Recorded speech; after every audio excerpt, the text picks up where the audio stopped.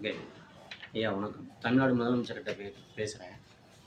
நான் வந்து உங்களை வந்து தலைமைச் செயலகத்தை வந்து பார்க்குறதுக்கு நல்லா ஜூம் பண்ணி எடுத்துக்க. பாருங்கள், உங்களை பார்க்குறது உங்கள் தலைமைச் செயலகத்தை வந்து மனுவை வாங்கி உள்ளே வாரேன். ஆனால் அமைச்சர் சாமிநாதனோட போய் லெட்ரு வாங்கணும்னு சொல்கிறாங்க. லெட்ரு வாங்கியிருக்கேன். இங்கே பாருங்கள், நல்லா பாருங்கள். சாமிநாதன் கொடுத்த லெட்ரு நல்லா ஜூம் பண்ணி எடுத்துக்கப்பா. சாமிநாதன் கொடுத்த லெட்ரு.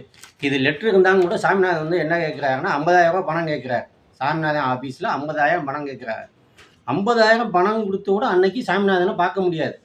ஆனால் இன்றைக்கி வீடு வீடாக தேர்ந்து போய் இப்போ சாமிநாதன் போய் மக்களை சந்திக்கிறார். ஆனால் நான் போய் பார்க்குறதுக்கு 50,000 பணம் கேட்டால் பணம் கொடுத்தா தான் நான் உள்ளே விடுவேன் சாமிநாதனை பார்க்க அப்படின்னு. உங்களுக்கு நான் அவர் கேட்குறாரு, எத்தனை கோடி செலவு பண்ணி நான் இந்த அமைச்சர் பதவி வாங்கியிருக்கேன் தெரியுமா? எப்படி நான் வந்து உங்களுக்கு சாதாரண முதலமைச்சரை பார்க்குறதுக்கு லெட்ரு கொடுக்க முடியும்? அப்போ என்னத்துக்கு இந்த மனு கொடுக்குறீங்க?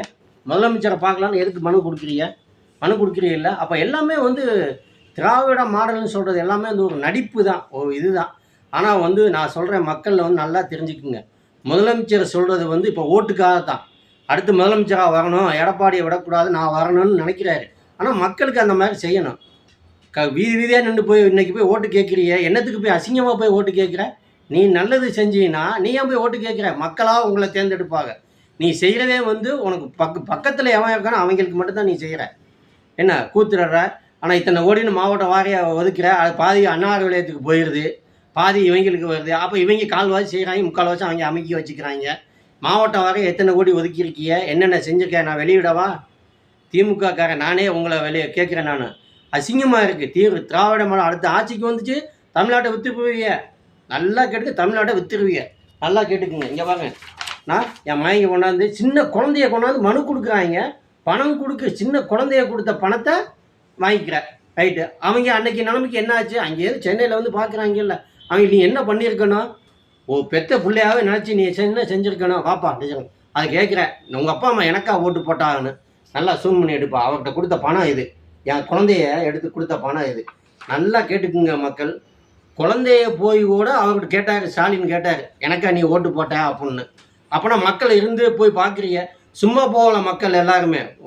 ஸ்டாலின் வந்தோன்னு கூட்டம் வருதுன்னு பணம் கொடுத்து கூட்டிகிட்டு போகிறாங்க. புறம்போக்கு நாயை சுற்றி இருக்க கவுன்சிலர் மாவட்டம் எல்லாம் வந்து பரம்போக்கு நாயை ஒரு ஆளுக்கு 1000 ரூபா 1500 பணம் கொடுத்து கூட்டிகிட்டு போய் உட்கார வைக்கிறாங்க. இந்த மாவட்டத்துக்கு போகணும். இப்போ திருப்பூர் மாவட்டத்துக்கு காங்கேயத்துலேருந்து வராங்க ஆளுங்க. என்னத்துக்கு? முதலமைச்சரை பார்க்கணும்னா முதலமைச்சருக்கு மக்கள் தேடி வரணும். அப்போ நீ செஞ்சுருக்கணும். நீ செய்யாமல் பணம் கொடுத்து ஏன் கூப்பிட்ற? வேணா ஏற்றுறா பணம் கொடுத்து. நானும் அதில் ஒரு ஆளுகளை வச்சு வேணுங்களை ஏற்றி கொண்டாந்து இறக்குனேன். என்னத்துக்கு கேட்குற? பணம் கொடுத்து எதுக்கு கூப்பிட்றேன் நீனு மக்களை? அசிங்கமாக தெரியல உனக்கு? மக்களாக வந்து உங்களை திமுக தேர்ந்தெடுக்காது என்றைக்குமே மக்களாக. எம்பி 40 தொகுதி எம்பி வந்திய. எப்படி எம்பி வந்திய? பணம் கொடுத்து வந்திய. மக்களாக வந்து உங்களை தேர்ந்தெடுக்கலை, பணம் கொடுத்து வந்திய. பணம் கொடுக்குறத நிறுத்தி எவனா ஓட்டு கேட்க சொல்லி திமுக காரனா ஒருத்தர் வரமாட்டேன், ஒரு சீட்டு வரமாட்டேன். முதல்ல நீங்கள் நிற்கிற தொகுதியில் நீங்களே வரமாட்டியா? ஐயா ஸ்டாலின் அவர்களே, நீங்களே வரமாட்டியா? குளத்தூர் தொகுதியில் நான் 3 நாள் இருந்தேன். உங்கள் இதில் காரை துப்புனாங்க, பணம் இவ்வளவு கொடுத்தாங்கன்னு. பணம் கொடுத்தா நீங்களே வந்தீங்க. எவனா பணம் கொடுக்காம வாங்கடா பார்ப்பான். அரசியல் செய்யுங்க, அப்போ தான் நாடு உருப்படும். திராவிட மாடல்னு சொல்கிறதும் நீங்கள் அப்போ தான் கேட்பீங்க. பணம் கொடுக்காம எவனா ஒரு திமுக காரன் வந்தோம்னு சொல்லு, ஒரு எம்எல்ஏ வந்தோம்னு சொல்லு. ஓட்டுக்கு 3000 கொடுக்குறேன், 4000 கொடுக்குறேன். கவுன்சில் எலெக்ஷன் 4000 கொடுத்தேன், எம்எல்ஏ எலெக்ஷன் 5000 ரூபா கொடுக்குறேன். இந்தா இப்போ 5000 ரூபா கொடுக்க போகிறேன். என்னத்துக்கு? எவன் அப்போ மட்டும் காசு? பாவம் குப்பையில்ற மக்களுக்கு கொடுக்க, சம்பளம் கொடுக்க பணம் இல்லைன்னு சொல்கிற. வக்கு இல்லை. நீ இந்த ஓட்டுக்கு பணம் கொடுத்து ஓட்டுக்கு வாங்குற. மக்கள் வேலை செய்கிற, கூலி வேலை செய்கிற மக்களுக்கு கொடுக்க பணம் இல்லை தமிழ்நாட்டில். அப்போ அவங்க ஓட்டுக்கு பணம் கொடுக்க மாட்டேன், எப்படி காசு வந்துச்சு சொல்லு பார்ப்போம். இதை வந்து மக்கள் வந்து பார்க்குறத நீங்கள் மட்டும் பார்க்குறதோட நிறுத்தக்கூடாது. எல்லாம் ஷேர் செய்யணும், ஃபார்வர்ட் பண்ணுங்கள். எல்லாத்துக்கும் மக்களே தெரியணும். திமுக காரனே இப்படி பேசுகிறான்னு உலகத்துக்கே தெரியணும். இவங்க திமுக காரன் வந்து காசு கொடுத்தாலும் மட்டும்தான் ஓட்டுக்கு வர முடியும். நல்லா தெரிஞ்சுக்குங்க.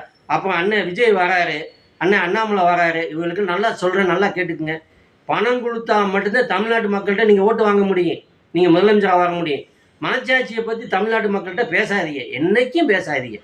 மக்களுக்கு வந்து பணம் இன்றைக்கி ஓட்டுக்கு 5000 ரூபா கொடுத்தா நீ வரலாம். திமுக காரன் இன்றைக்கி 5000 ரூபா கொடுக்க போகிறேன். நீங்கள் கொடுப்பீங்களா? காசுக்கு பணம் கொடுப்பீங்களா? ஓட்டுக்கு பணம் கொடுப்பீங்களா? கொடுத்தாதான் நீங்கள் வரலாம், இல்லாட்டி வர முடியாது. மனச்சாட்சியை பற்றி கூட்டத்தை பார்த்து நீங்கள் மிரளாதீங்க. அண்ணாமலைக்கு தான் அண்ணாமலைக்கு எவ்வளோ கூட்டம் வந்துச்சு தெரியுமா? பல்லடத்தில் மாநாடு போட்டார். என்னாச்சு? பணத்தை கொடுத்து வாங்கிட்டோம் நாங்கள்லாம். நாங்கள் யார்? திராவிட மாடல்லாம் என்ன நினச்சிய? பணம் கொடுத்தா தான் வரும். நாங்கள் ஓட்டுக்கு வீட்டுக்கு வீடு போய் பணம் கொடுப்போம். பணம் கொடுப்போம். மக்கள் தமிழ்நாட்டு மக்களும் மனச்சாட்சி உள்ள மக்கள். காசு ஐயோ காசு கொடுத்துட்டாப்பா புண்ணியம் அவனுக்கு தான் போடணும். அவன் 5 வருஷம் என்ன அயோக்கியத்தை நம்ம செஞ்சாலும் சரிதான்.